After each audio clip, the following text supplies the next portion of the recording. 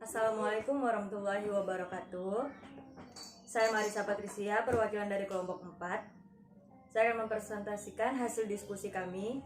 Sebelum saya memulai, saya akan memperkenalkan anggota saya. Yang pertama Aditya Verly, yang kedua Fauzi Roza Fikri, yang ketiga Marisa Patricia dengan saya sendiri, yang keempat Reza Dwi Puspa, dan yang kelima Vinto Deslianov. Dengan judul Masalah Strategi dan Proses dalam Kompensasi.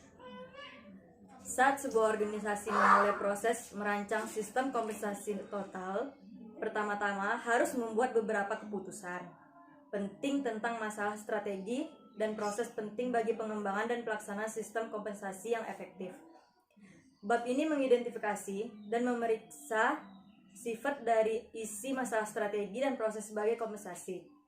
Bab ini juga mempertimbangkan kriteria bagi pilihan-pilihan organisasi karena mereka mencari sistem kompensasi yang mendukung tujuannya untuk bisnisnya dan bekerja sama dengan budaya internal.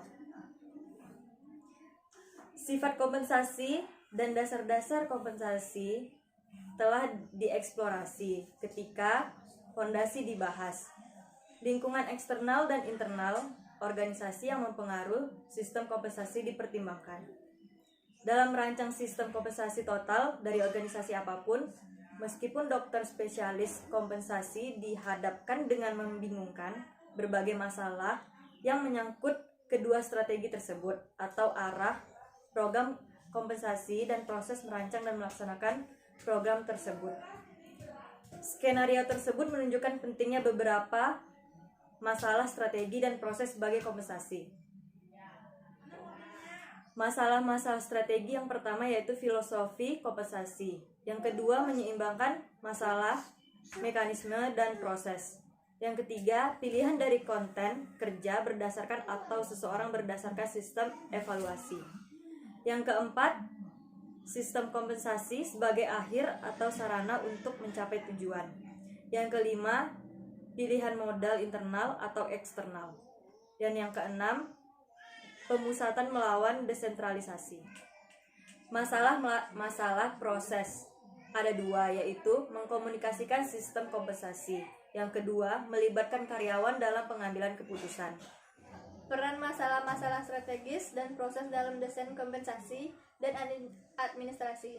Masalah ini bisa dikategorikan menjadi 3 kelompok. 1. Masalah makro yang strategis, 2. Masalah mikro yang strategis, dan 3. Masalah proses. Membedakan antara sistem evaluasi berbasis pekerjaan dan sistem evaluasi pekerjaan yang berbasis orang. Sistem evaluasi berbasis pekerjaan ialah suatu mekanisme untuk menentukan nilai pembayaran. 2. Sistem evaluasi kerja berbasis orang ialah seringkali diusulkan sebagai alternatif dari sistem evaluasi berbasis pekerjaan. Dalam pendekatan berbasis orang, gaji dasar dirancang untuk mencerminkan pengetahuan dan keterampilan pemegang pekerjaan.